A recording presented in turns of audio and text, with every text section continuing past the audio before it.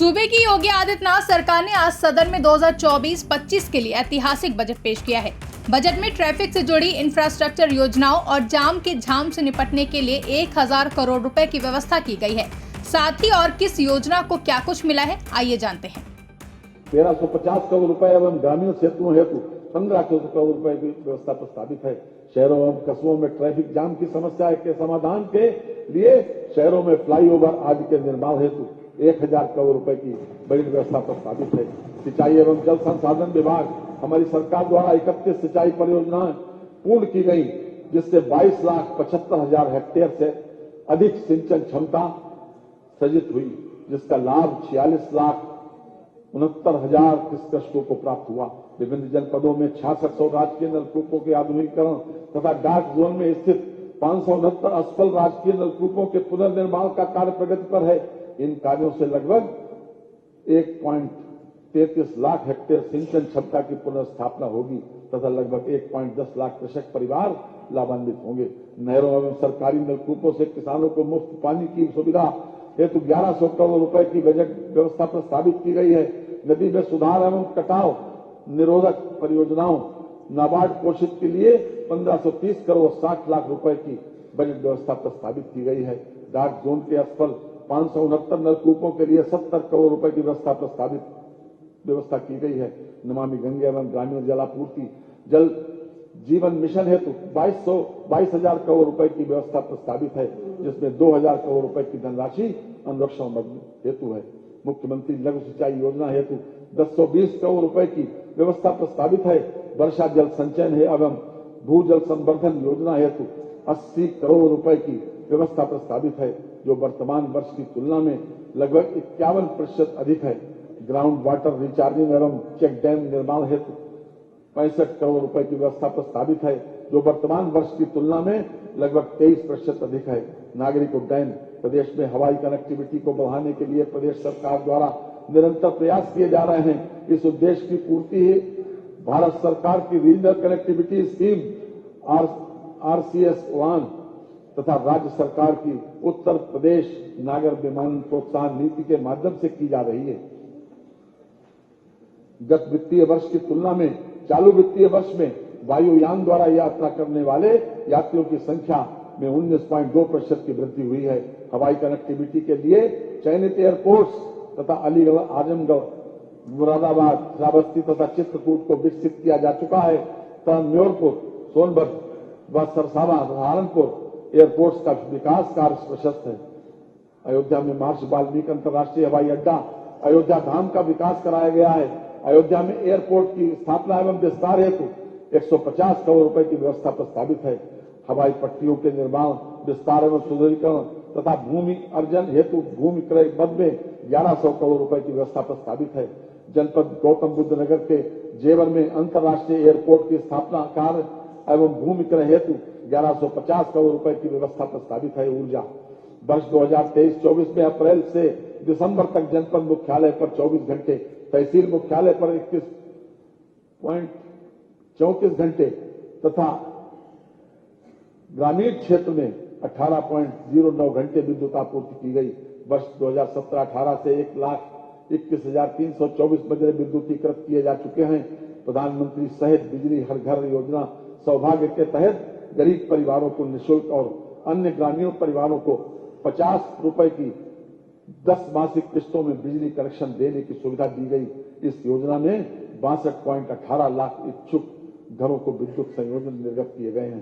पारेषण तंत्र की कुल क्षमता तो वित्तीय वर्ष 2016-17 में 16,348 मेगावाट थी, तो वर्ष 2022-23 में बढ़ाकर 28,900 मेगावाट तक किया गया है, जिसे वित्तीय वर्ष 2023-24 तक बढ़ाकर 31,500 मेगावाट तक किया जाना लक्षित है। भारत सरकार की ग्रीन एनर्जी कॉरिडोर परियोजना के अंतर्गत प्रदेश के बुंदेलखंड क्षेत्र में सौर ऊर्जा उत्पादन हेतु 4,000 मेगावाट क्षमता के सोलर पार्क का विकास किया जाना प्रयोजित है।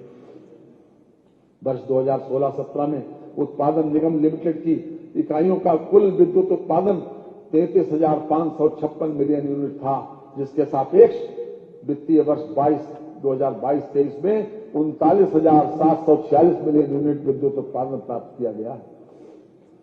ग्रीष्म काल में अनवरत विद्युत आपूर्ति हेतु 2,000 करोड़ रुपए की व्यवस्था प्रस्तावित है, जो वर्तमान वर्ष की तुलना में 33% अधिक है।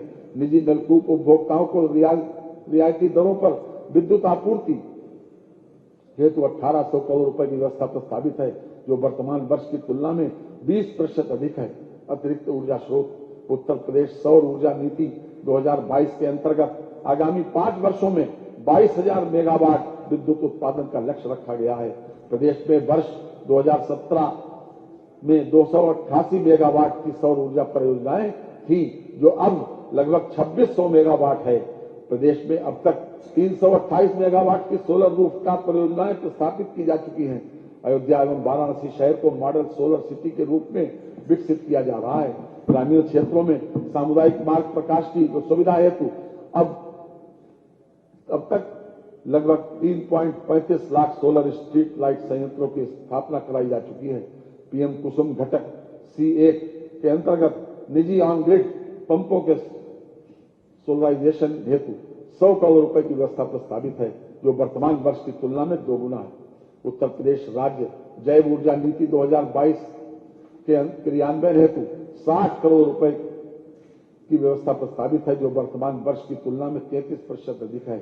आवास एवं शहरी नियोजन मुख्यमंत्री शहरी विस्तारीकरण नए शहर प्रोत्साहन के अंतर्गत टाउनशिप विकसित किए जाने हेतु वर्ष 2024-2025 के बजट में 3,000 करोड़ रुपए की व्यवस्था प्रस्तावित है।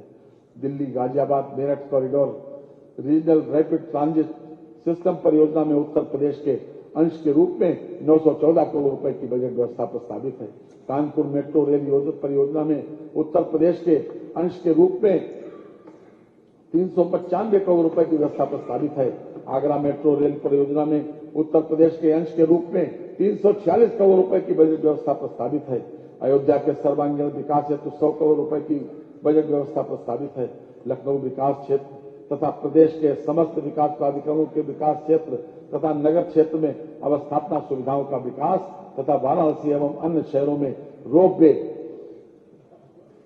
सेवा विकसित किए जाने हेतु 100 करोड़ रुपए की व्यवस्था प्रस्तावित है। नगर विकास प्रधानमंत्री आवास योजना शहरी के अंतर्गत वर्ष 2007 से 2017 तक प्रदेश में मात्र 2.51 लाख मकान निर्मित किए गए, जबकि वर्ष 2017 से अद्यतन उत्तर प्रदेश में लगभग 17.65 लाख से अधिक लाभार्थियों को कुल लगभग 35,236 करोड़ रुपए से अधिक धनराशि डीबीटी के माध्यम से हस्तांतरित की गई है।